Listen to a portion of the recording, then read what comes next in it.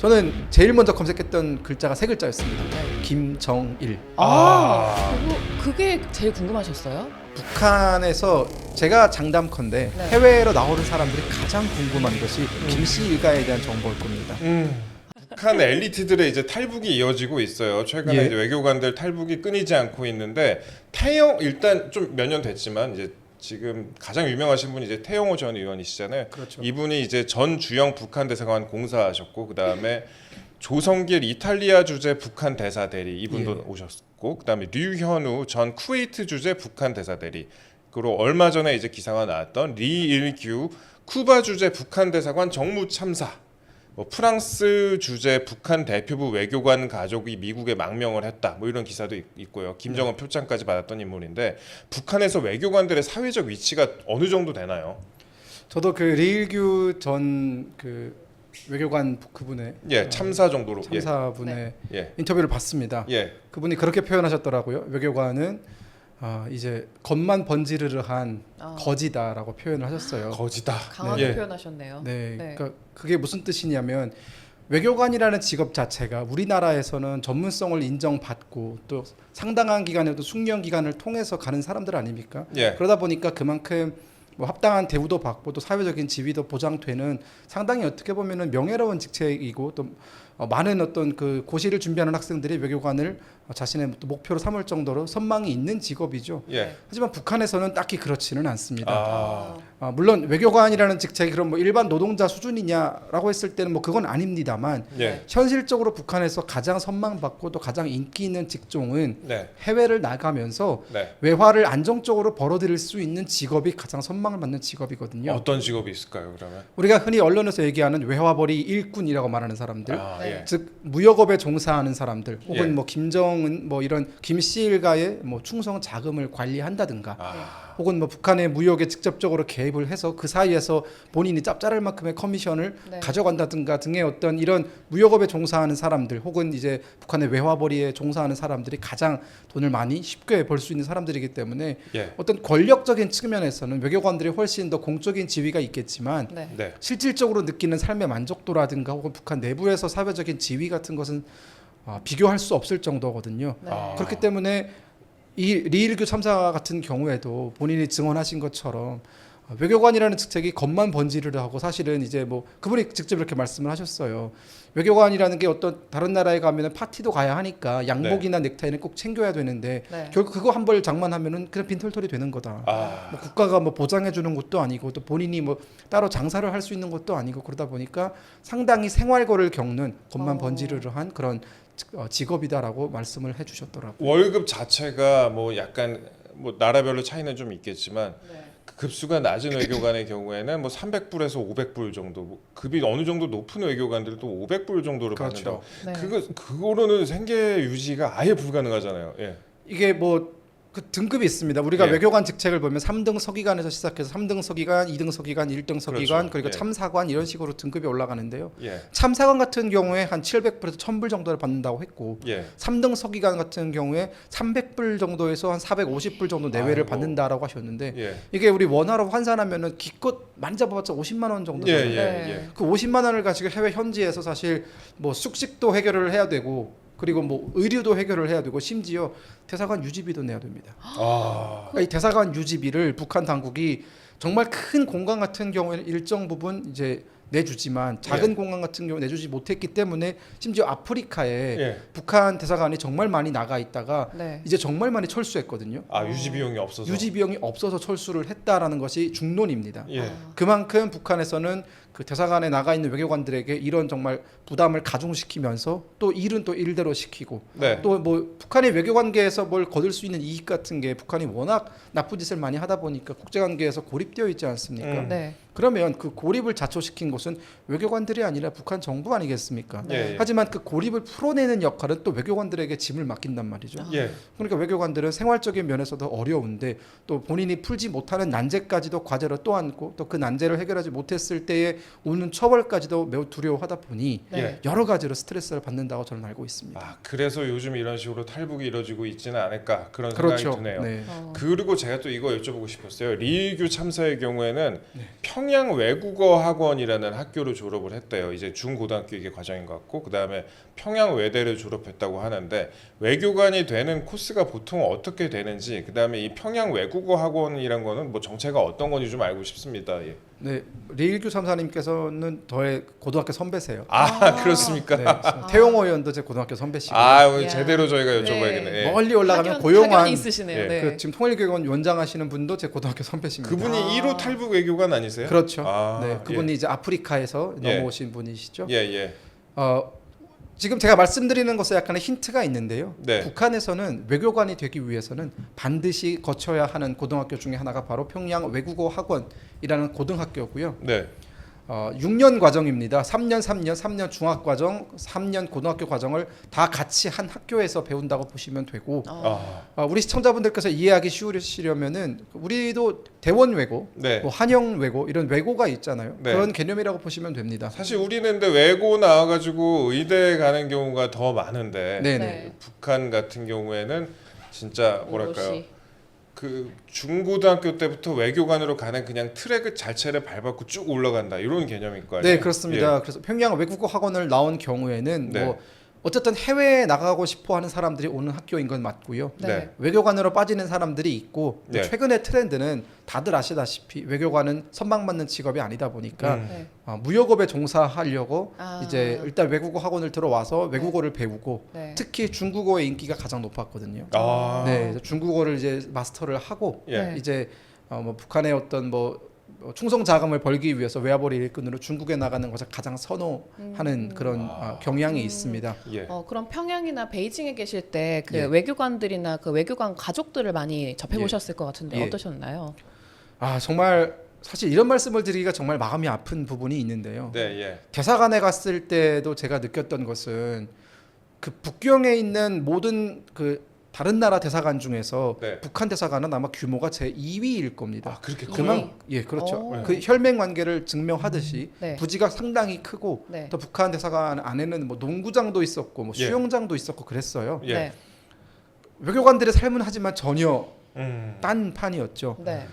베이징 같은 경우에는 외화벌이 일꾼들이 가장 많이 나와 있는 곳입니다. 네. 네, 북한의 어떤 좀 돈을 좀 만진다라고 하는 외화벌이 일꾼들은 대부분 다 북경에 나와서 이제 본부를 두고 활동을 하게 되는데 예. 이 사람들이 하루에 쓰는 펑펑 쓰는 돈과 외교관들이 정말 쪼개서 쓰는 돈의 차이가 너무나게 심하게 나고요.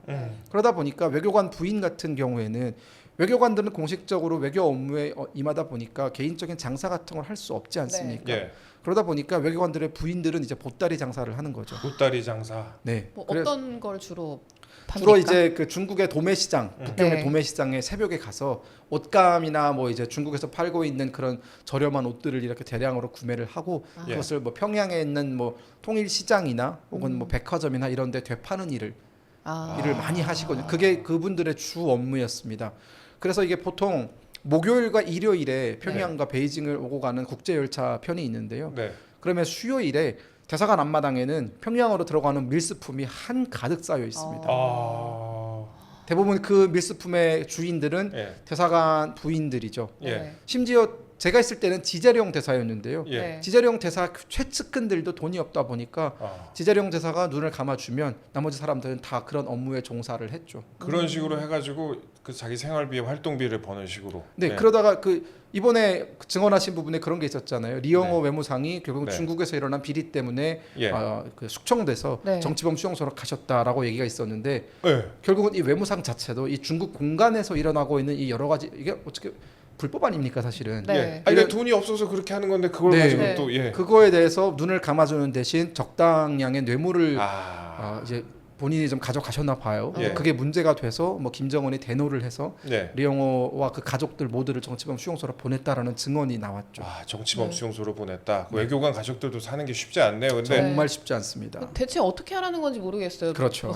그 월세도 못 내는 돈을 그러니까. 주고서 못하면 너 책임이고 사실 걸리면 그런 정확히 말씀하신 네. 건데 문제가 되지 않게끔 해라거든요. 네. 그러니까 북한에는 제가 늘 말씀드리는 거지만 어떤 법적인 선이 없습니다. 아. 그 선이 굉장히 주관적이고 왔다 갔다 하거든요. 애매하군요. 애매하죠. 네. 네. 그러니까 걸리면 네 책임이고 아. 안 걸리면 모두가 좋은 거고 약간 이런 태도입니다. 예. 그러니까 그런 선을 아슬아슬하게 넘어야 하는 사람들이 바로 외교관들이고 또 무역업에 종사하는 사람들이기 때문에 이 숙청이 빈번하게 일어나는 것이고요. 네. 숙청될 때마다 김정은 입장에서는 너무 어떤 개인이 너무나 많은 부를 가져가게 되면 반드시 그 사람을 숙청하거든요. 이런 아. 식의 물갈이를 통해서 사실 북한의 그 엘리트들을 통제한다라고 보시면 될 것 같습니다. 인생 불안해서 어떻게 살아요 그러면? 그게 북한입니다. 아, 그러니까요. 그 외교관 가족들은 그런데 그러니까 예. 뭐 외교관의 자녀들이나 이런 사람들은 외국 이제 주재를 하게 되니까 어렸을 때부터 북한이나 해외의 그 현실 차이 이런 거 많이 알게 될 것 같아요. 그리고 뭐 북한의 체제의 문제에 대해서도 좀 인식을 하게 될 것 같은데 그 많이 접하셨을 거 아니에요. 외교관 가족들도 좀 네네. 어떤가요?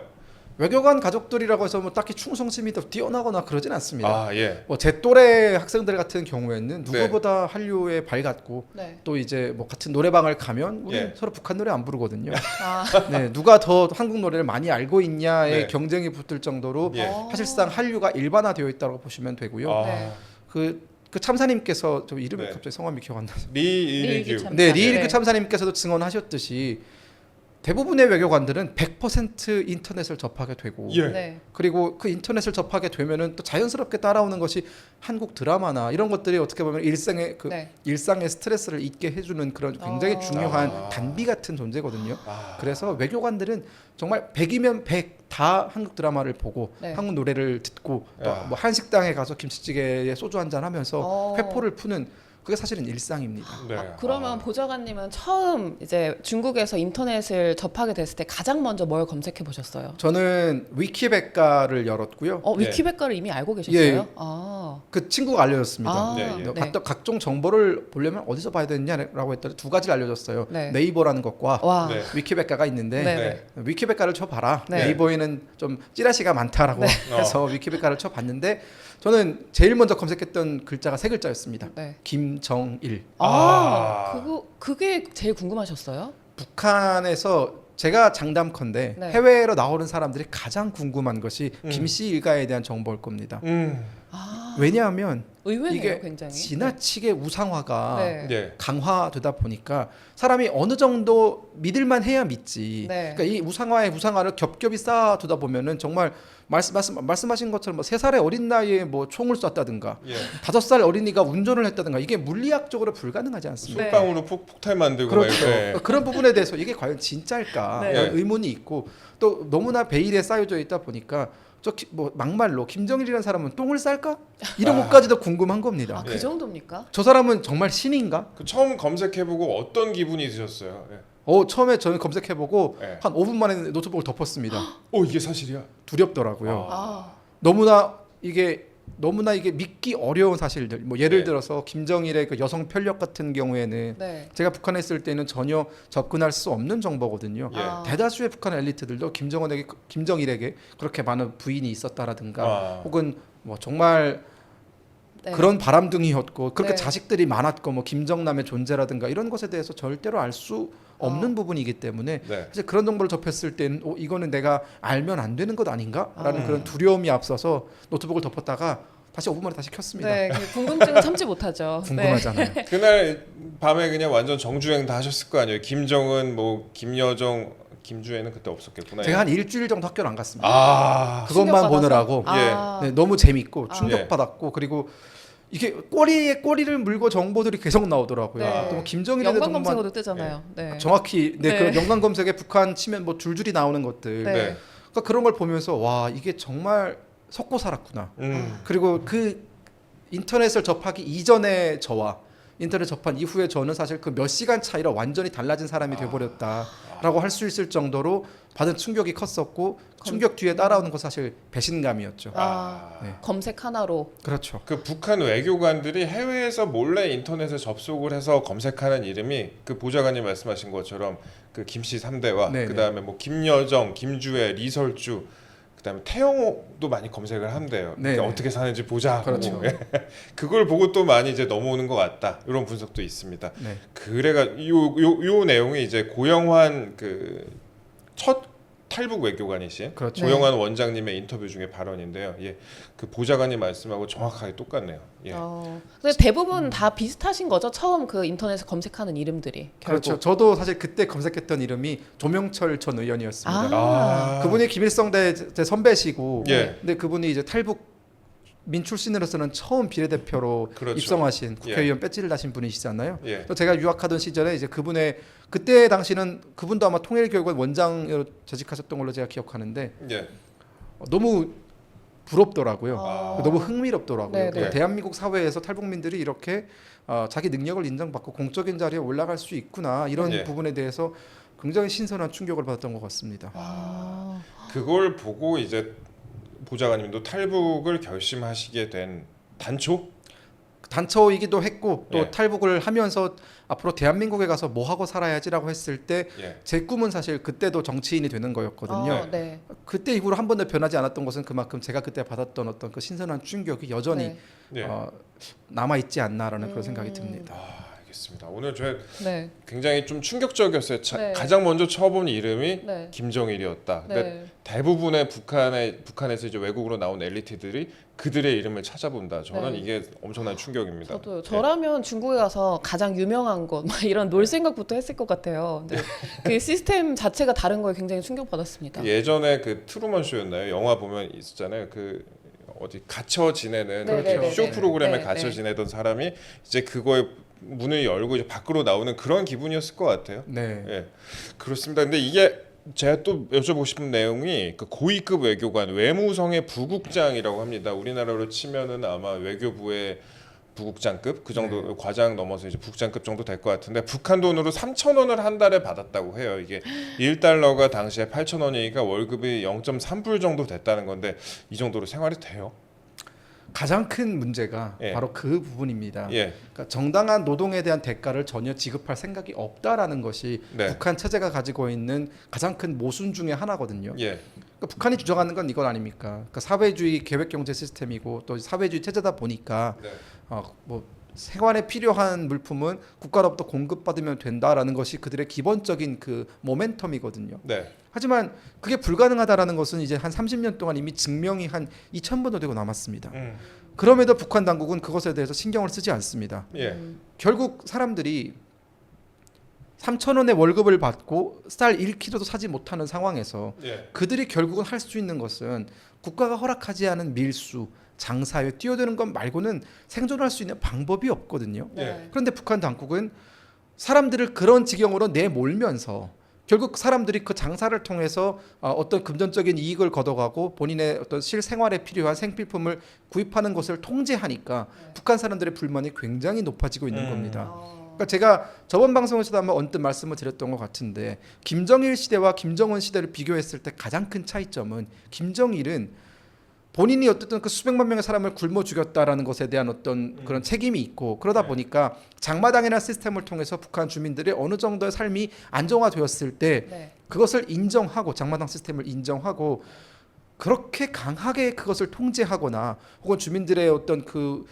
뭐 생존권을 위협하거나 그런 지경까지는 가지 않았거든요. 술구멍은 뚫어줬던. 그렇죠. 예. 나름의 선을 유지하면서 통제를 유지하는. 그러니까 어떻게 보면은 뭐 이런 말씀이 적절한지 모르겠습니다만은 네. 리더십 측면에 있어서 김정은보다는 나름의 그 유도리가 좀 있었다라고 네네네. 볼 수 있는데 김정은은 그런 유도리가 전혀 없다. 음. 그러니까 본인이 원리 원칙을 강조하면서 뭐 사회주의 체제로 돌아가야 한다고 얘기하지만 지나치게 현실을 모르는 것 아닌가라는 생각이 들고요. 지금 참사님 말씀대로 그 3,000원 가지고 북한에 생존할 수 있는 사람은 단 한 사람도 없습니다. 예. 네, 그렇- 당연하죠. 네. 그렇게 따지면 북한의 모든 사람들은 밀수에 관여를 하고 있다는 뜻이고요. 특히나 자유롭게 밀수를 할 수 없는 공공기관에 있는 사람들 혹은 공적 자리에 있는 사람들 같은 경우에는 뇌물, 이 뇌물을 받지 않고서는 생존할 수 없는 구조입니다. 사회 시스템 자체가 무너져 버렸네요. 예. 그렇죠. 예. 기본적인 그 생존 시스템이 무너지다 보니까 저는 사실 북한이 나중에 한국과 통일됐을 때 가장 큰 문제가 되는 것은 이 북한의 사람들 속에 머릿속에 박혀 있는 이 뇌물과 혹은 뭐 비리와 이런 문제를 너무나 당연히 생각하고 그것이 없으면 뭐 사회가 돌아가지 않는다라고 믿을 정도의 어떤 그런 사회가 되어 버렸다라는 것이 상당히 큰 문제가 될 것이다라고 저는 생각합니다.